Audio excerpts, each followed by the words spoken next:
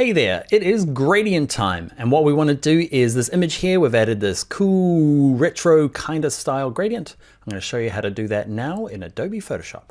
Let's go. First up, let's open up two images. Okay, it's in the same color folder. It's called Gradient 01 and Gradient 02 from Jordan Andrews. Thank you, Jordan. So we're going to start with Gradient 01. We're going to do two things. We're going to add gradient to text and we're going to add it to the image in the background. We'll do the text first as it's the easiest to do.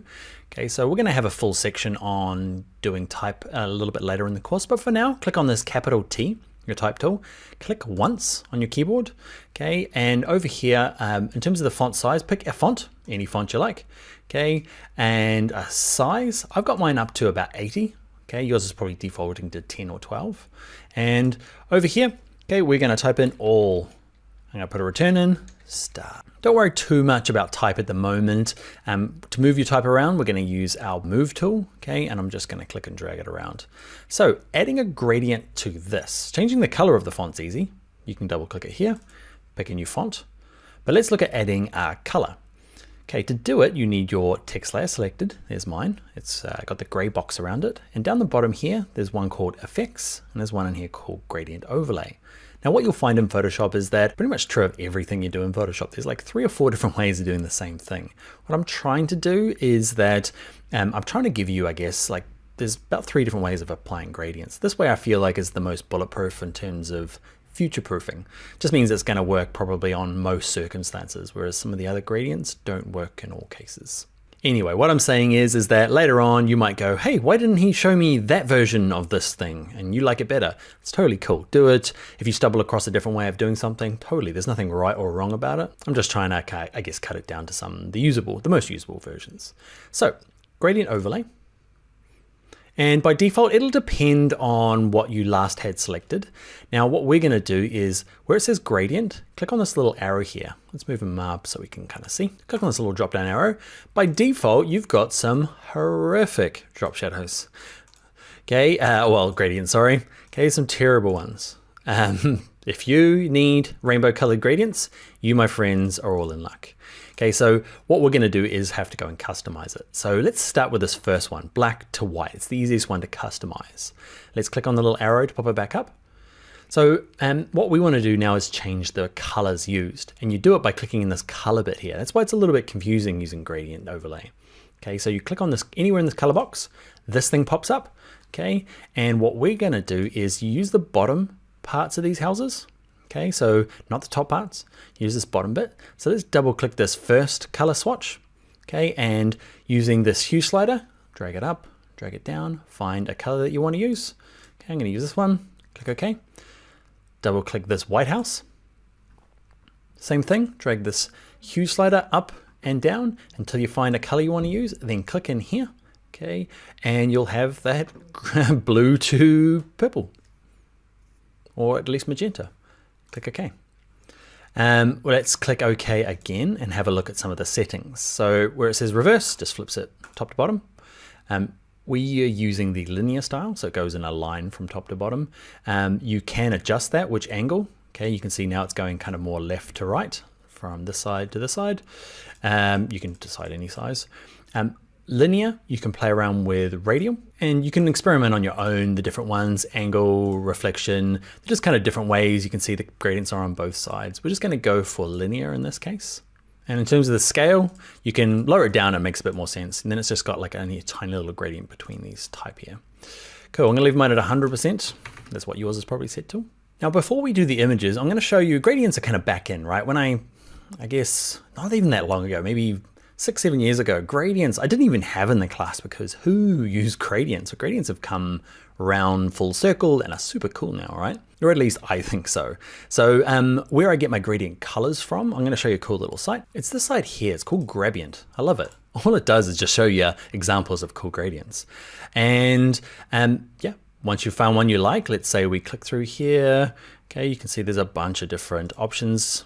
Okay, I like on page 2 this one here. It's my favorite one. You'll probably notice it from other videos that I've made, but this is where I get my colors from.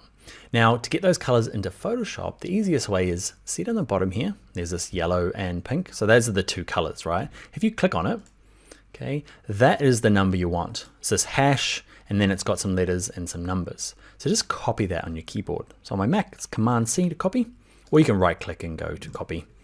Jump back into Photoshop, and in Photoshop, remember when we clicked on to change color, it's that big color bar there. Double click the green, blue house, and this is where it goes down here. I'm gonna paste it in. I'm gonna paste everything. I don't think we need the hash. It doesn't seem to mind it at all. You can see the hashes over here. So that's an easy way to pick a color from the internet, is using these letters and numbers. Let's click OK. I'm gonna jump back into Gradient. Grab this end here, grab this. I'm gonna leave the hash off, copy it. Back to Photoshop, double click this house, grab him, paste this one. I love those colors. I'm gonna click OK. Click OK again. You can make any last adjustments, but that's it for, it doesn't really matter what it is. And we've done it for type. I'm gonna click OK, but it doesn't really matter what the layer is. There's a little adjustment we need to do for images, but if it's a logo you've brought in, or a shape from somewhere you've made in Illustrator or brought in, or drawn it with the shape tool, which we'll look in a second to do, you can just have it selected, down at Effects, and go to Gradient Overlay.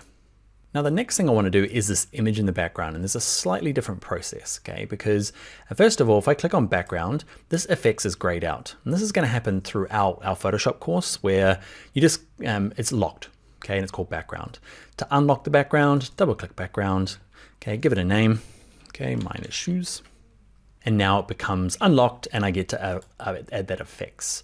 Okay, so that's half of the thing we need to do. Now click on effects, make sure that layer is selected, and go to Gradient Overlay, just like we did before. The only trouble is, it's kind of doing exactly what happened here, but I can't see the image. So what ends up happening is you need to, we've talked about all of this stuff. It's this one here, blending mode. Okay, blending mode is a way of this gradient blending with the image itself. Okay, so click on normal, and just dissolve does nothing. Darken does something. Okay, and you're just gonna have to work your way through until you find a blend that works with your particular gradient and the colors in your image. Now there's no like absolute one you should pick from this. It really depends on your image and the colors in your gradient. So it's a bit of a lottery. Okay, so click on multiply, see if that works for you. And I'm just gonna work way through until I pick something that I like. I'm gonna turn the opacity back up. Color burn, linear burn. You're just gonna watch me now go through them all. Lighten I kind of like. It's kind of got that retro 80s, but in that kind of hipstery way. It's hard to explain, right? But gradients are cool now. Lighten, I know screen's kind of a nice one. Color dodge, not so good. Okay, I'm not going to go through every single one of them because I decided I either liked hard light or I liked screen, and that's totally, sorry, lighten. That's totally just based on my gradients and my images, and I'm going to leave it there. So that's the difference between doing images and just say straight off text or shape, okay, is that first of all, you need your layer unlocked. Then you add the effect like you do normally, and just make sure when you do add your gradient, you change that blending mode. Oh, before I go, probably super important point that I haven't brought out yet is say you want to adjust this gradient now. Okay, or turn it off. See All Star here? You can kind of see the structure. That's my whole layer, and these are the effects. Okay, I can turn either the effect or the gradient itself off to show through that original red color. Okay, so what we can do to edit it, so to turn it off, that's all you need to do. Just leave it there. Okay, but to edit it, I'm gonna have the eyeball on, double click the word Gradient Overlay, double click. Okay, and you'll see it's gray here, and it's got a little tick. Okay, you might be accidentally on something else, so I'm gonna untick that, make sure this is gray.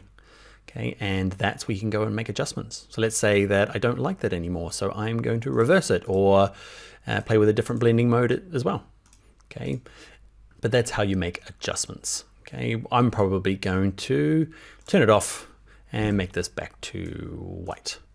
Okay, so text selected, my little properties panel here would tell me what color that I'm using. I clicked on it, and to get white, just as a little other thing before we go is, watch this, any of these hues, it doesn't matter. If I click, hold, and drag, and I'm dragging kind of past where I need it, because up in the top left is white, and down in the bottom left is black. So what I do is instead of trying to like, some people like just try and click in there, and you get it pretty close. But if you click, hold, and drag past, so I'm holding my mouse down and dragging it past, that assures it's white. All right, I'm gonna click OK. And if you want to tidy this effects up, so I've turned it off so you can't see it, but say that you're pedantic and you've got a bit of OCD and you want to get rid of this, you can click, hold, and drag it to this trash can, and that will get rid of it. All right, so it's project time. I'd like you to practice using this one here. Okay, so I don't mind what text you use, but definitely play around with the gradient, okay, on the image. Okay, go to gradient, pick a color, pick your own colors. You can do your own colors. And I'd like to actually see it this time though. You've been following me along. What I'd like you to do is I'd love to see your own one. So dig through your files and see if you can find an image that you're happy to share. Okay, and it can be your family, it can be your house, you can take a quick photo now of yourself, okay, and I want to see what kind of gradients and stuff you're doing. And you can either post it here on this page, or you can share it with me on social media. On Instagram is Bring Your Own Laptop, okay, or on Twitter it's Dan Loves Adobe. Either way, do an image, can be this one, it can be your own one, and I'd like to see what you've done. All right, that is going to be the end of this one. Let's jump into the next video. I'll see you over. Bye.